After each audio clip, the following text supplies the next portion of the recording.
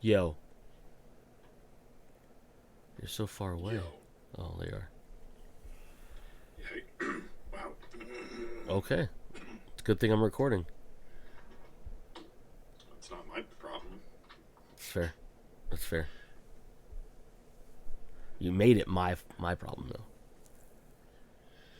Good. Um, no, literally just got the message that there were missing items on my, or not missing, but I need substitute items on my fries orders. That's what I was doing. Uh oh. It was one thing, just Oh. burger buns. They didn't have the whole wheat Killer Mike Dave's or Killer Dave's, yeah. buns. So they substituted with whole wheat, Oro wheat. Those sons of bitches. Yeah, we'll see how it is. It'll probably be fine. It'll probably be fine. It'll probably be fine. I made smashed turkey burgers last week, Oh. and it was actually pretty good. Yeah. Fancy pants. Right? I want to make smashed breakfast burgers with bagels and sausage instead of hamburger. I mean, it's completely doable. Yeah, I know. It's just not, we just have to like do it or whatever. You also Yeah. have to have the stuff to do it, and I haven't really bought it, so. But we don't have all the stuff. We need to get at least the smasher, because you can just use a spatula and it works just as well. But we have a cast iron pan that you can put on top of the stove, so you just get that screaming hot. You just throw your meat down and just squish it with the spatula. I have we did smash burgers a while back because we have the cast iron, and then I have the little cast iron press. Oh, then yeah, you've got everything that you need. I said, gotta buy the ingredients and actually do it. Yeah, that's the simple part. Buying the actual, because like I said, I'd still want to get the press, but I was gonna get the Traeger press, and that thing's like $60 or something like that. I bought Not that, maybe it's not that much, but it feels like it was more than what a cast iron press should be. Yeah, But I bought the Lodge one. We got it at, I think you got it at Fry's. No, yeah, Fry's. I think you got Fry's for like $12 or $13. Yeah, and I want to say the Traeger one was like 20 to 30 or something like that. You put Traeger on, it's gonna skyrocket. So You put the name on, it's gonna skyrocket. Like, we don't need the Traeger one. It was just more less like ooh, Traeger. it would have been cool. But obviously, you look at some other stuff. Yeah. Yeah, but it's pretty good too. Turkey burgers cooked up like that only in like 4 minutes, so a lot faster than just throwing them on the grill for like 5 or 6 minutes total. Plus, they get the caramelization, and they're all Yeah. delicious and shit. Mm-hmm. And I had some. I bought some. I think it's McCormick, the seasoning, which was like smash burger seasoning. Oh. I mean, it's literally salt, pepper, garlic, and onion powder. I think it is. Yeah, it's like you But can it's put pre- anything. What? I think you can put anything on a smash burger for seasoning. I mean, Well, I just meant in the smash burger. Yeah. Oh, it was weird too. I ran across a recipe for it, and because I was looking for like how long do you have to cook it for safely for turkey? Because turkey's not like beef; you can't undercook it. And the recipe I ran across put Worcestershire sauce in it too, and I was like, oh, that's interesting. I'll throw that in there too. yeah, a lot of people use Worcestershire sauce or like soy paste in like burgers Mm-hmm. because it adds like that salty, umami-ish type thing to it. Mm-hmm. I'm like, I guess, but like, Yeah, I threw it in mine, and it was pretty good. I'm not saying don't do it. I'm just saying it's been weird that I've seen that a lot lately. I went super bougie last week too, and I had pretzel buns. Oh shit! Which ones? Which ones did you get? They were just Winco. Oh, okay. Winco brand. The stuff that you could just buy in the buy at the bakery. Yeah. Yeah, I was just passing by and I was like, oh shit, there's just 4 of them. That's all I need is just 4. Yeah. They're pretty good. Yeah.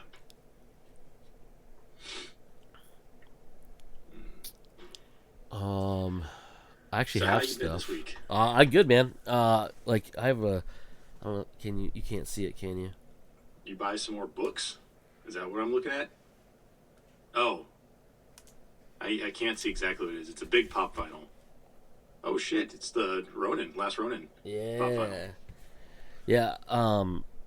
It was weird because like it's a Target Con one. Uh huh. Uh, and I don't even know when Target Con actually started. We were walking Target the other day, and we walked. I don't know if you've been to the Target by in Surprise or not, but they have like a Not in a Disney while. section or whatever. So we always go over there and Yeah. see if there's any cool like Disney collectibles or whatever, hanging out over there. And this girl was like stocking stuff. She had a big old cart full of shit, and sitting on the shelf in the Disney section was this sitting there, and I was like, "Bitch, are you restocking that? Are you putting it away? What are you doing?" And I literally followed her.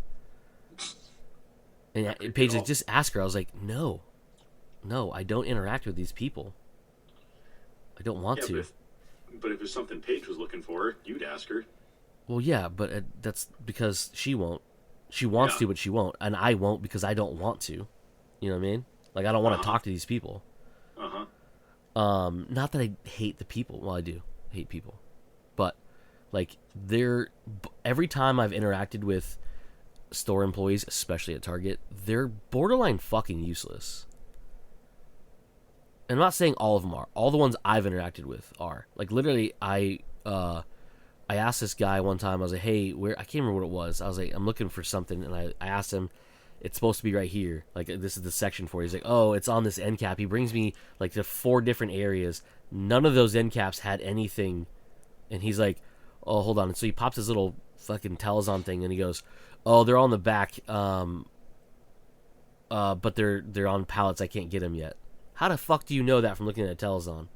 I don't know. Maybe they have a new thing that just says, "Hey, this is palletized." Horseshit. He's just lazy. Didn't want to go back This there. needs to be depalletized. I also got this.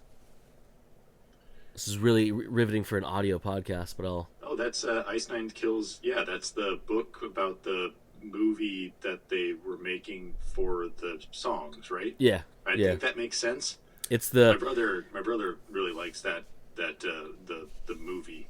yeah. So they have it at Barnes and Noble if he wants a copy. I will let him know. And then my Valentine's gift I got from Yeah, somebody. you did. Um, You're welcome.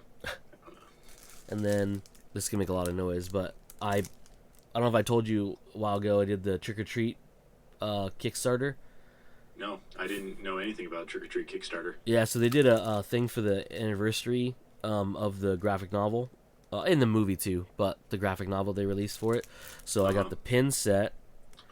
And the pins are who? It's Sam. So it's 2 Sams in the lollipop. So Sam in his costume, his Sam's head, and then the lollipop with the bite out of it.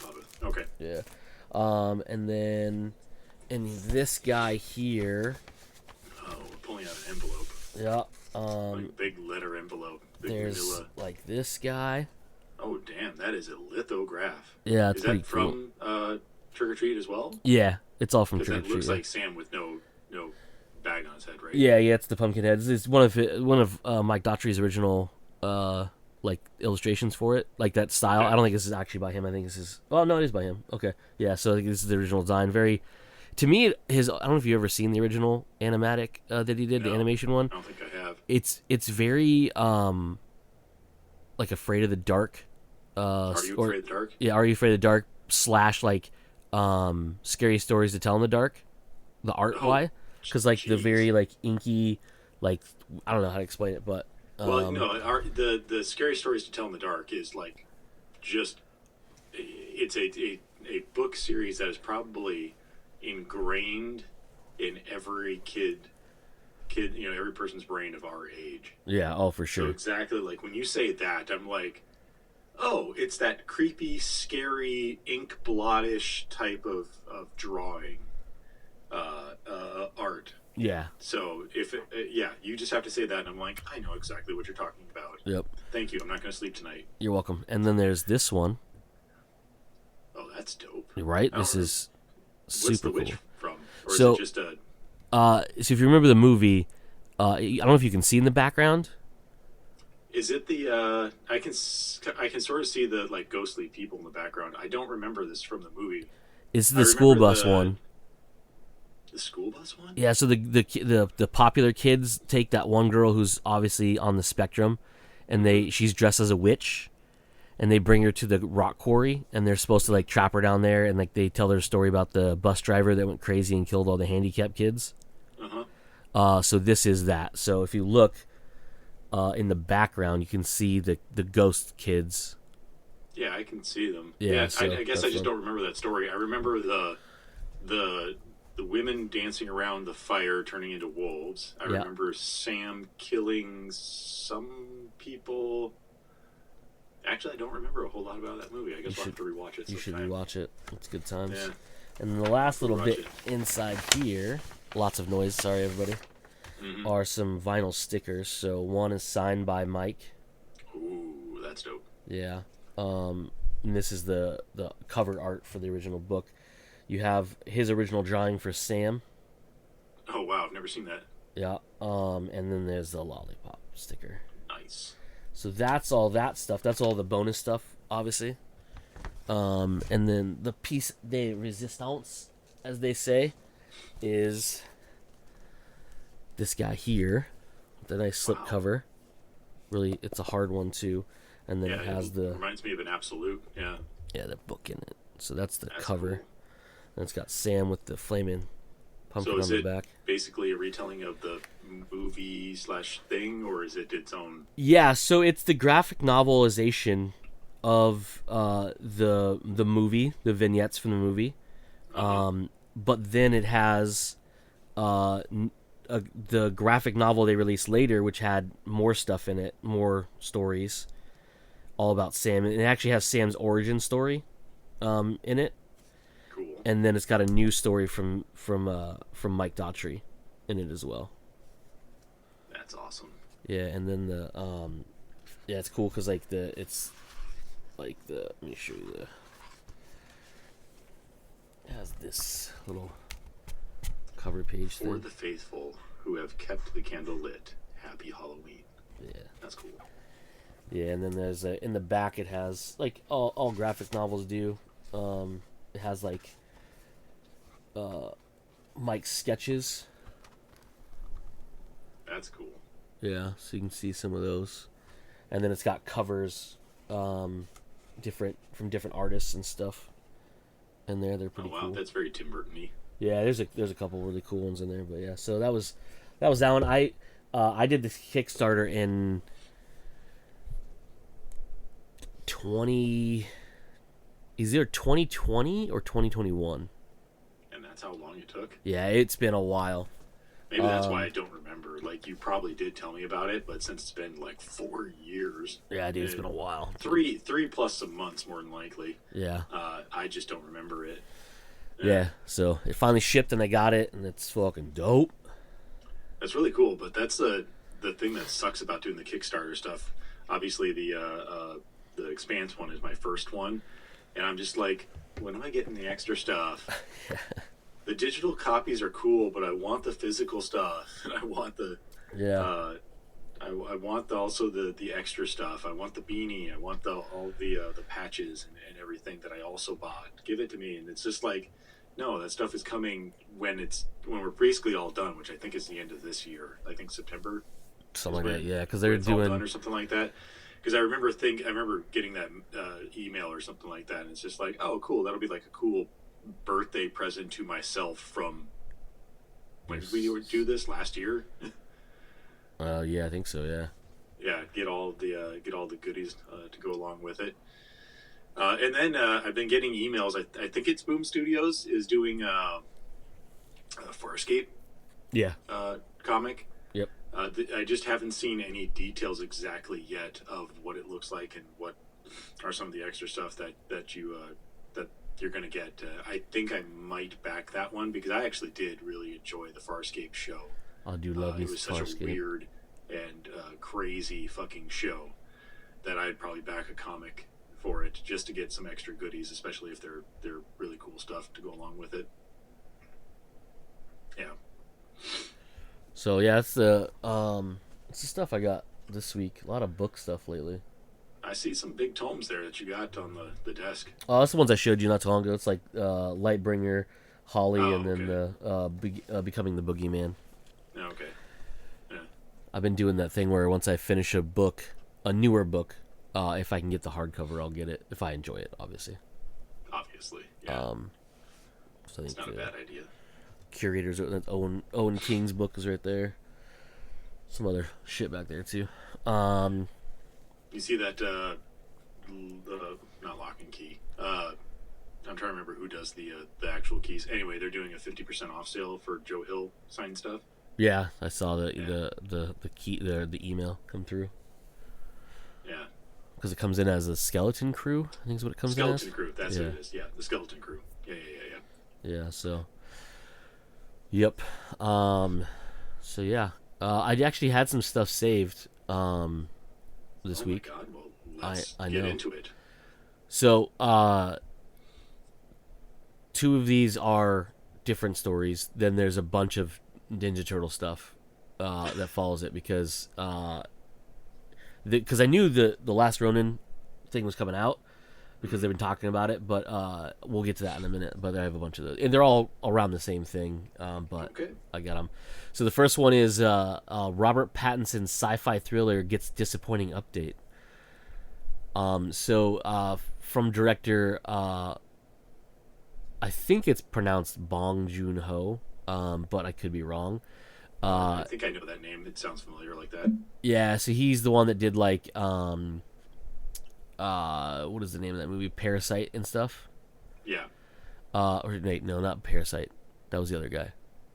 This is the guy that doesn't matter. I can pull up in a minute. But anyways, this has to do with the fact that originally it was slated to hit theaters March 29th of this year.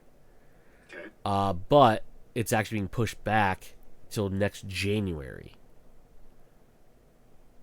Okay. Very bizarre. But it all has to do with the strike stuff and the adjustments by the studio for putting stuff out differently now because they missed a couple months of releases and stuff got moved around. But it's a very interesting plot. So it stars Robert Pattinson, obviously. Hence the reason I said Robert Pattinson. But Stephen Yeun, Naomi Aki, Tony Collette, and Mark Ruffalo. And it's based on a book called Mickey 7. The movie itself, I guess I should tell you, is called Mickey 17. So the story revolves around a man, Mickey, deemed expendable on a mission to colonize a distant planet. Each colony assigns one crew member to undertake perilous tasks knowing that they will likely meet their demise. However, their memories are preserved and they are revived in cloned bodies upon death. So that's basically the whole gist of it. And apparently this one is revolving around the 17th iteration of Mickey. So Interesting. yeah. So that's kind of a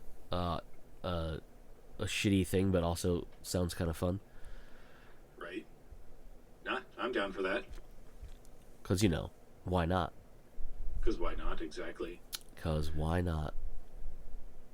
I actually enjoy Robert Pattinson as an actor. He's pretty interesting. And And I haven't seen Mark Ruffalo in much else besides the Avengers stuff, so it'd be interesting to see him in a sci-fi movie as well. Yeah. Snowpiercer is the one I was trying to think of that the dude did. It looks like he also did Parasite, at least according to Google. I don't know. It was Google's Parasite, weird right now because maybe I'm misreading that. I Google Bong Joon Ho, and the first image that comes up is subtitled as Chung Soon Jun / Getty Images, and I was thinking that was the picture. That was the name of the guy pictured. I was like, why are you telling me that? I now realize that it's probably some other photo company plus Getty Images. But yeah, Parasite, Memories of a Murder, Yeah. Snowpiercer, The Host, Mickey 17, which is the one that we are just talking about, and Okja. Yep. Yeah. I think that's So what it's called. yeah, that's the one I was thinking of. Yeah, it was Parasite. I was like, was that him? Yeah. Because do you ever see? Oh, you probably never saw. I don't know how much Korean Actually, I've movies never you seen watch. any of these movies. Oh, so you should watch I've The Host. It's not the shitty Stephanie Meyer movie based on I don't know if that was a book or not. So the chick that wrote Twilight wrote another book called The Host, and it's not that. So don't pay attention to that. It's definitely not that. But it's basically about this, much like he always has, this weird dynamic of a family. But there's this monster that lives and hunts from the banks of the river in the middle of, I can't remember what city it is. It says, at least the beginning line of the description says, careless American military personnel dump chemicals into South Korea's Han River. Han River, that's what it was. Yeah. Okay, interesting. So, yeah, pretty neato. Maybe try and remember to look that up earlier and see if it's on a service that I still actually have. I know it's on Netflix. All bets are off. I don't have Netflix anymore. I refuse to get Netflix until something interesting comes along that maybe I'll get it for like a month or something like that. Stranger Things doesn't come out till like next year, so. Exactly. So that's like the only thing that I really would care about at this moment in time that I would probably get like a rented for a month. Do you have access to Paramount Plus? Yeah. It's on there. It's on Paramount Plus? Yeah. Cool. Finish watching Halo Season 2, and then maybe watch that. Sorry. What? That's the cover. Oh, okay. That's definitely different than what the cover that Google shows here is just like some girl being dragged into a river by a tentacle. Yeah. It all makes sense later on, but yeah, it's fine. Yeah, I refuse to watch Halo, by the way. I know you do. I am willing to accept parts of it for what it is.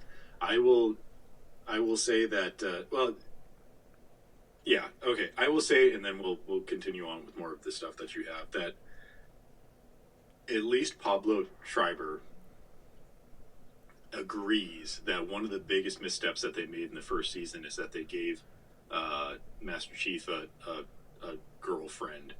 They made him a pussy. You can say it. What? They made him a pussy. No, they didn't make him a pussy. Yes, they did. No. They neutered him. They did not.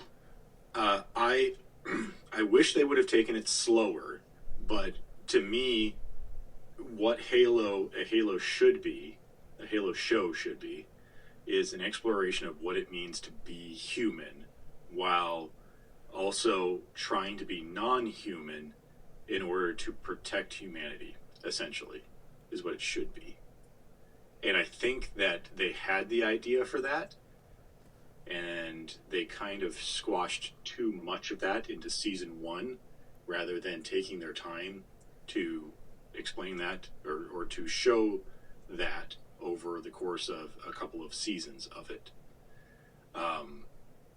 Because you want Master Chief to be this kind of like not even like hyper masculine type of character, but you want him to be this. He's a drone. He's essentially, he has no past, no anything. He's just there to protect and kill. Not even necessarily to protect, just to kill type of stuff. But that's not an interesting character. Come on, you have to realize, you even yourself have to realize that's not an interesting character if you're going to spread that out over multiple seasons. He has to have some sort of growth. So that's what I'm saying. It's like, it should have happened, in my mind, over the course of like 4 or 5 seasons, as we realize that he is also a person just trying to eventually figure out what it means to be human as he protects humanity type of thing. And I think they did squish too much of that into season 1. And that's what probably throws you off, in my opinion. Also, I think it's because they switched so much into it, there's like no actual storytelling.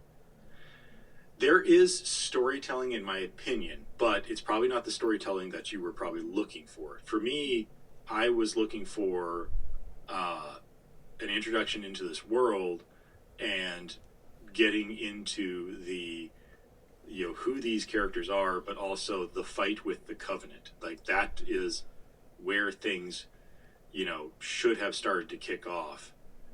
But they didn't really do too much of that in the first season. They focused too much on, in my opinion, on Halsey and diving right into John's past and all of that. When I think we should have spread that out over more later seasons, in my opinion, if that makes sense at all. And then the fact that they gave him essentially just a quick girlfriend. A lot of this stuff's happened so fast. It's like, oh, this lady that's been with the Covenant for most of her life, I suddenly trust her, and blah blah blah blah, and then she defects, and it's just like that. To me, yeah, that wasn't good storytelling, and at least Pablo Schreiber kind of agrees with that. He went on record saying, yeah, we shouldn't have. I believe he said we shouldn't have given him a girlfriend like so early on. Had you just stuck to, like, I think the military stuff and him slowly starting to question what he is and what he does during the first season, I think it would have been perfectly fine. You could have focused more on action. You could have focused more on just the storytelling of like where the humans are at right now and what's happening with the Covenant, because we didn't really see too much of them in the first season. And then, second season we have we're building up to the fall of Reach right now. Mind you, I've only watched the first episode of the second season right now. And then after this season, depending on how it exactly goes, I'm pretty sure it's probably going to end with the actual fall of Reach. We dive into the Halo stuff, and slowly we just from there is where it should have been. I don't even care, because a lot of people have the problem with him taking off the helmet in the first season. I kind of agree that he probably shouldn't have in the first season, but again, this is something that we should have been building towards as a moment, instead of just doing it. It should have been a more impactful moment of him slowly kind of realizing what it is to be human and come to grips with that and his role within the greater universe in protecting humanity. That's what it should have been. Yes. And I hope that's what they're now recorrecting, because I think they have a new showrunner at this point in time. So hopefully they are kind of trying to correct course. I will say, episode 1 of season 2, awesome action. And that's what I also want to see from Halo, that you don't get too much of in the first season, is just awesome action. Yeah, because the first episode of season 1 was almost all action, and then it just... Yeah, and I will say, episode 1 of season 2, they have some really good action sequences as well. I think they're better than at least what they did at the beginning of season 1. Season 2's action sequence at the end, where they had the fight with the Covenant, and the Master Chief is fighting the Hunters, and they have the Warthogs that they're going with, trying to protect the artifact, was pretty cool. So we'll see what happens going forward in season 2. And I'm just hoping that okay, these are the mistakes that we made in the first season. Let's just try and fix them and move on. You don't have to watch it. Obviously, these are just my opinions. Hey, your opinions are valid for you, bud. I think it is at least worth it to watch a little bit of it. That's all. We'll see what happens. I just wish they would have made it like a Band of Brothers style show, where they focused on the humanity within the army, or the actual military, and and Master Chief was more like a Darth Vader character, where he was always there but never really interacted with anybody, and then in the background in the other parts of the show you could show him, and then doing things and show his past if you really want to. But I think that's more should be more of a mystery type thing that is slowly unveiled. And then for example, almost at the end of the first season, they should have de-helmeted him, but only should have been from Darth Vader style, from behind, where he just takes the helmet off and he's solo and away from everybody. But whatever, I digress. Anyway, moving on. So next one, Josh Brolin up for major horror movie role after Pedro Pascal exits project due to conflicts. Well, that's because Pedro Pascal is like doing everything Yeah. right now. That's the conflict they're talking about is for the Fantastic Four reboot. Yeah. So not a whole lot is known about this movie. It's called Weapons as of right now. Who knows what it's going to be called later? But it's from the director of Barbarian. I don't know if you ever saw that one or not. It doesn't ring a bell. It's the one where it has Bill Skarsgård, Justin Long, and there's like this house that's rented out, like an Airbnb thing, and then some kind of like creature or something is like killing people in it. I don't know. It's a actually I vaguely remember the trailers for it. yeah, it's actually a really good movie, and it's fucking crazy at the end because it's like it starts off with Bill Skarsgård and this and the lady who's in it, which I don't remember her name. I've seen her in a few things, but they basically they both kind of end up renting the same Airbnb style house, like Airbnb style, whatever. And so he like lets her in. And they're like, "Hey, we'll figure this out in the morning. It's late, and it's like rainy and cold out, whatever, right?"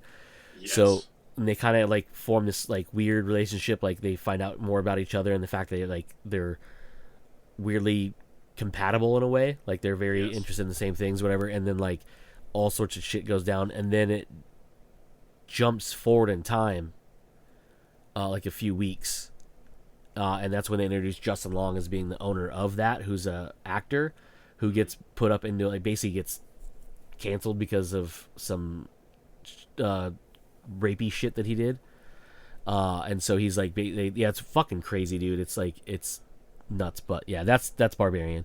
So this one, very little is known about the movie itself, other than it's directed by Zach Krieger, the guy who did Barbarian. So should be pretty interesting. But I thought that was pretty cool that Josh Brolin is going to be in it. So yeah, that's cool. I like Josh Brolin. I do too. And he hasn't been in a horror movie in like something like 19 years or some shit like that. Because he was in like Mimic. Oh, was he in Mimic? I was thinking not The Boys. What movie am I thinking that? Well, The Goonies is one of the things I was thinking of. That was a lot more. Wasn't he in the? Was he not in the one with the Hames, the vampire movie? No. Lost Boys. I don't know. Lost Boys. That's Jason Patrick and Kiefer Sutherland. Yeah. I think the Kiefer Sutherland is who was mistaken. Alex Winter. Not that I think they look the same, but just that role. I think I was mistaken. That's fair. Interchangeable. All right, so on to very interchangeable. Yeah. On to Old Boy. Teenage. Old Boy. Yeah, it's not really a horror movie. It's a horrible movie. Oh, sorry. Yeah, I know you confuse those words sometimes. So there's a lot of like Teenage Mutant Ninja Turtles is getting like this weird like popularity boost right now. Yeah. So much so that like there's multiple projects going on. Obviously, the animated movie from last year that was fantastic. They're doing a new animated show based on the character designs, not the same art style, but character designs for Nickelodeon. Is it going to be based off the same story? Yes, the same. Movie? Yeah, it's in the same universe as the movie itself. Yeah. Okay. And I think it stars the same voice actors. The Turtles, at least. What they were doing in the movie, it kind of lends to it being a show as well. Yeah. If you make it like a weekly teen what's happening type thing. Yeah. Yeah. So that's pretty cool. I have two of the same stories open, so that's fun. There's so there's that. Obviously, there's some stuff coming out about the Last Ronin 2, which is coming out soon. Not next week after, maybe it's next week. I can't remember. Which is pretty cool because like they're introducing new turtles. I don't know if did you ever finish Last Ronin? I was actually going to say I don't know if I actually finished Last Ronin. I don't remember how many issues it was and how many I have right now. So I don't think I actually finished. I think the last thing I remember happening. I don't remember. It was something vaguely about him jumping out of the he attacked the building where I can't remember. It's been such a long time. Where the Foot Clan was. Where the Foot Clan was. Yeah. And escaped, and I don't remember anything after that. So obviously, it sounds like I didn't even finish that story. That's fair. Yeah. So yeah, there's a lot obviously going on in that story, but yeah, so they're introducing in the sequel to that sequel series to that. This one's actually written by Kevin Eastman as well. It's called the Last Ronin 2 Re-Evolution series, and it basically introduces 4 new turtles that are their ancestors are Donnie, Leo, Mike, and Raph. Cool. They are Yi, Uno, Odin, and Meja, I believe, or Moja. I'm not too sure how to say that last one. And they actually have quite a different visual look to them, which is pretty cool. And you can look it up. I'll send it to you if you want. But they are, like I said, they're ancestors, but they're this is going to be very akin to Last Ronin, where it's going to be more of an adult-ish story, and it is going to be more violent on the violent side, much like Last Ronin was. So, pretty cool. But yeah, so it starts on March 6th, I think. I can't remember what day it was. Oh, my bad. Next week, February 28th was when it comes out. I don't know why I thought March. So next Wednesday. So that's pretty cool. Along that same lines, there is there's a better picture of the turtles. There is a cool omnibus collection you can get for Last Ronin, which is pretty dope. It has a lot of that fun stuff in it. And then they have a new... Well, where'd it go? Nope, not that one. Not that one. Where'd it go? I just lost my story. There it is. A new, brand new villain being introduced by Jason Aaron, the new writer of Teenage Mutant Ninja Turtles. So yes, it's that Jason Aaron, if you're thinking about who that is. That's what I was wondering. Yep. So the book he's doing, again, it's the 4th anniversary relaunch of the Turtles ongoing series with an all new first issue by writer Jason Aaron, and former who basically used to work for Marvel and DC and things like that. Well, I think he still does some stuff, but he's one that did the big long run for Thor that everyone loves so much. So this one will begin with a 10-page prelude story called Teenage Mutant Ninja Turtles Alpha Number 1 that comes out in June, and then it'll the Turtles number 1 will ship in July, and will basically be a new launching point for essentially a reboot of an ongoing. But they have, so far they've teased one cover, or well, not one cover, but multiple covers with one turtle on each. So the first one has Raphael, the second one has Michelangelo, and then I believe the third one's Leo, and then Donnie's the number 4. And they're, to me, the characterization so far on the covers look very similar to the animated show, and more of the but the art style of, like, the characterization is very similar to the cartoon, but the art style is very Kevin Eastman-ish, but more well done. I don't want to say Kevin Eastman's art was never really that great, but it's just a better overall, art style, I guess you could say. Okay. But the 4 covers are different artists. One is Chris Burnham, who I don't know if you know who that is, but he's done a bunch of different things. But then there's Cliff Chang does one. Raphael Albuquerque does another one. He does the Raph one, or the Mikey one, which is pretty cool. And then Jolie Jones does the Raphael one, and it is gnarly. Cool. He looks angry. I mean, he should. It's Raphael. So yeah, so they're introducing a new villain in it, and then all sorts of fun stuff. So yeah, that's pretty cool. Sweet. Yeah. I should see if The Last Ronin is available on Comixology, because I still pay for that. I do too, and I every now and then use it.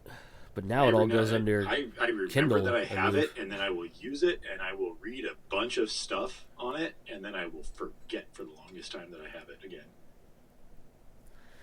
You just have to go through the Kindle app now, by the way, so because they're dissolving the Comixology. Yes, I do remember now that they mentioned that. I must have left my iPad out in the. Oh no, wait, there it is, right there. Haha. Haha, he says. The only thing, so I haven't used it since you mentioned that they're moving everything to the Kindle app. Can I browse the Kindle app? Yes, there's a discovery tab, and you can search there as well as you go through a bunch of different things. And they're also putting in Prime Reading directly into the Kindle app now too. If you didn't know that, I didn't know that. I haven't opened the Kindle app on my iPad or my iPhone in years, so I have no idea what it looks like. This is going to be all new to me. Let's just search for The Last Ronin. Looks like it is. Well, at least the first volume, it looks like it is available. Teenage Mutant Ninja Turtles: The Last Ronin, because there's that one, and then there's The Last Ronin: Lost Years, which is basically telling the story leading up to the events of The Last Ronin. But it looks like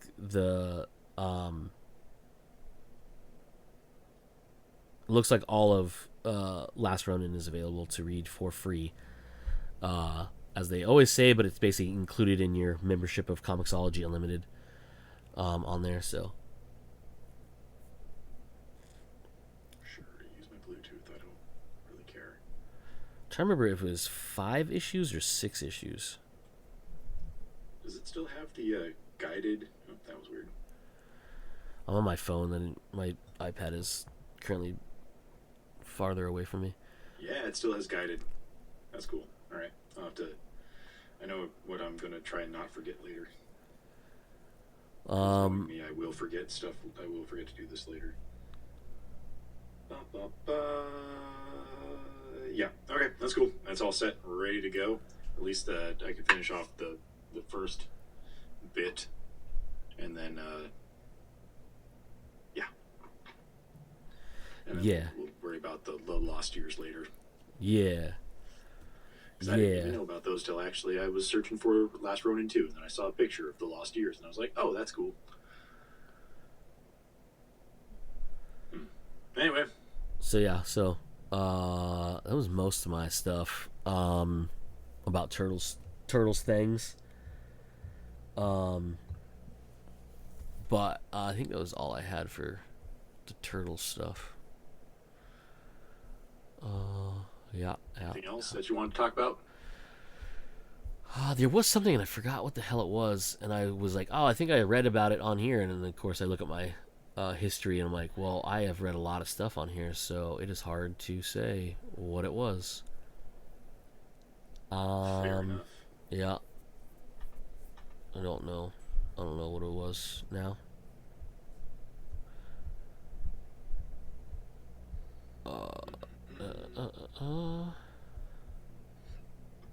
Trying to stay off some social media right now because I haven't watched Elimination Chamber yet.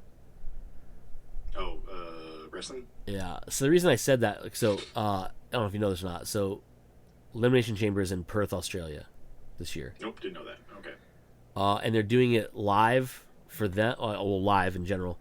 But it's their local time, so I would imagine it's 5 a.m. Eastern, which makes it 3 a.m. here. Yep. Okay. and I wasn't going to get up at 3 a.m. To watch it because then it would be completely and utterly dead for the rest of the day, and my sleep schedule That's what will you fuck. said you were going to do. I was going to do that, but I was joking because there's no fucking chance. Oh, okay.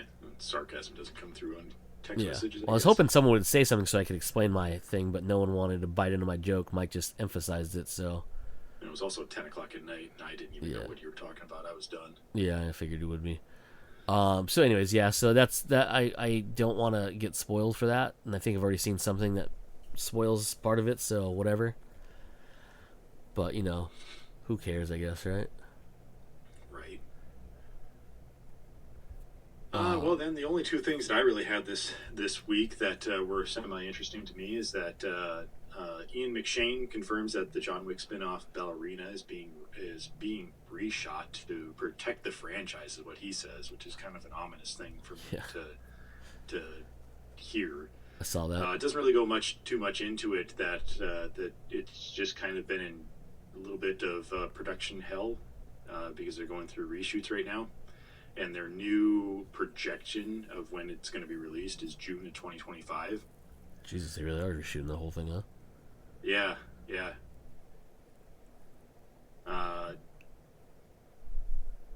Yeah, he just basically says that the new shooting for Ballerina, which is the spinoff for Ana de Armas of the John Wick franchise, it's like they've got to protect the franchise, he explained. And it's like, that's just ominous.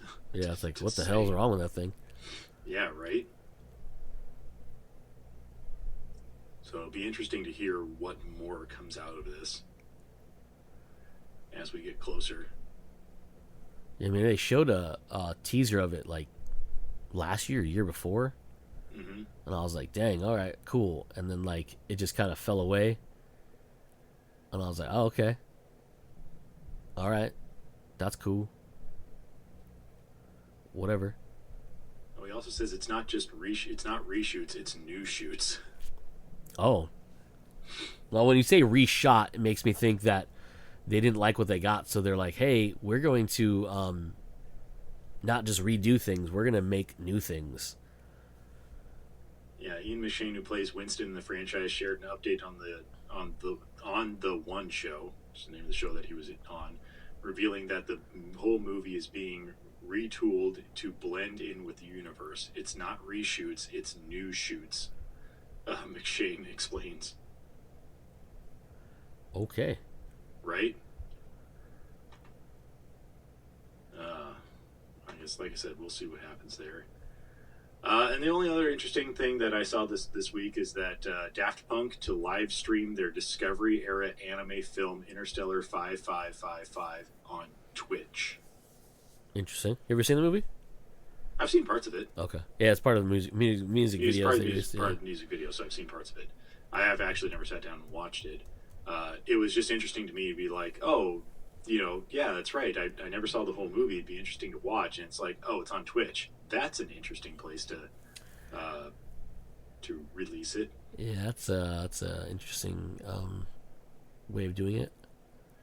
Yeah, the article goes on to explain that apparently, I didn't realize, like, I'm not a huge Daft Punk fan. I do like their music, but I didn't realize that they had, like, broken up many years ago. At least according to this. You can correct me if I'm wrong, if I'm reading this wrong. But apparently on the anniversary of their breakup, they always do some little new thing. Let me see if I can find it where they said that what they did last year. Since disbanding, they have re-released both their debut album, Homework, and Random Access Memories. Produced a series of YouTube mini documentaries about the making of Random Access Memories called Memory Tapes. Put out more official merchandise on their website and engaged in their own solo projects. Nope, that's not what I thought it was.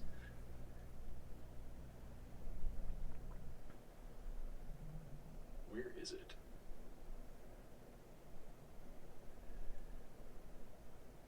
Oh yeah, 3 years ago, Daft Punk announced that they were breaking up, and every year since, they have done a little something on the anniversary of this announcement, from sharing an old live show to announcing a deluxe edition of their Grammy-winning 2013 masterpiece, Random Access Memory. This year, they are going to be streaming 2003's Interstellar 5555, the story of the secret star system. All the S's are replaced with the fives, though. The Discovery era anime movie live on Twitch. Yep. So I thought that was interesting that once a year they I guess basically celebrate their disbanding. But it's just Twitch is a very interesting place to be releasing it to watch. Yeah, I mean, the only thing I can think of is one of the only places you can like kind of do like a viewing with people. Like there's obviously an active chat. I don't know, Fortnite, man. That's true. I mean, Lady Gaga's now in Fortnite, so. Honestly, had you explained that they were releasing something like this, I would have been like, oh, it's probably a Fortnite thing at this day and age, not a Twitch thing, because who Twitches now?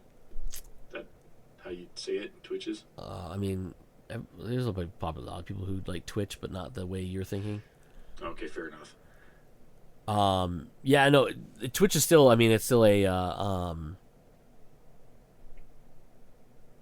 It's still a service. It's still fairly popular. Twitch. They're definitely trying to kill themselves by doing some dumb things, apparently. But, definitely. You know, whatever. What's it? It's hard to compete with a mega corp. Not that Amazon's not a mega corp, but Twitch is really not Amazon. It's just like a subsidiary now. But like, it's hard to compete with like the vast audience that Google hits with like YouTube and stuff.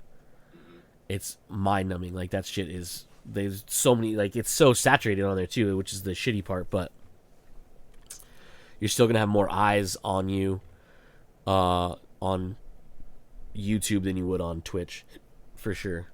I would say, but YouTube just doesn't have the same. To me, doesn't have the same like live stream ability that Twitch does. Oh, they do. They do. Yeah. But I don't think they have in my opinion, I don't think they have the reach. Like, I don't know. Twitch to me seems like exactly what they're going for, which is a live viewing of it. Yeah. And I know that YouTube does have live streaming, but I don't see a whole lot of it, on YouTube. At least it doesn't show up in my feed. And that's the thing too. Like Twitch obviously is one thing. That's all they are is for streaming. And that's stuff. what I'm saying. Like that's all Twitch does. It's just live stream. So, but like when you use like the YouTube app on even the Apple TV or even on like your phone, right? There is no like, hey, these are the people who are live. You have to go to like the gaming section, and then it's not even like right there. You kind of have to scroll a little bit and then find top live games, and then you can do it from there. So it's definitely there. It's just not as prevalent because it is prevalent. Yeah. It is literally just that's all Twitch is. So that's when you go there, that's what you're seeing. Yes. But YouTube is still dominated by pre-recorded video. Mm-hmm. So that's the only thing that is kind of shitty about it. And the fact again, there's like when you look at it, there's no tab that says live. Yeah. So, but whatever. Anyway, those are the only two articles I had this week. Yeah, I don't really have much else. I'm gonna remember what it is afterwards, and I was like, yeah, that's. As soon as you get done, it's gonna be like, God damn it. Yeah, that's basically. What it was. But per usual, it won't matter because we don't do things like that ever. But yeah, so I think that's everything. Because Joe is saying he's done. Producer's giving me the A-OK. All right. Yeah, so that's it for this week's episode of Comes Naturally. We have been Joe. I have been Cody, and as usual, you fuckers just came naturally. Bye. Bye.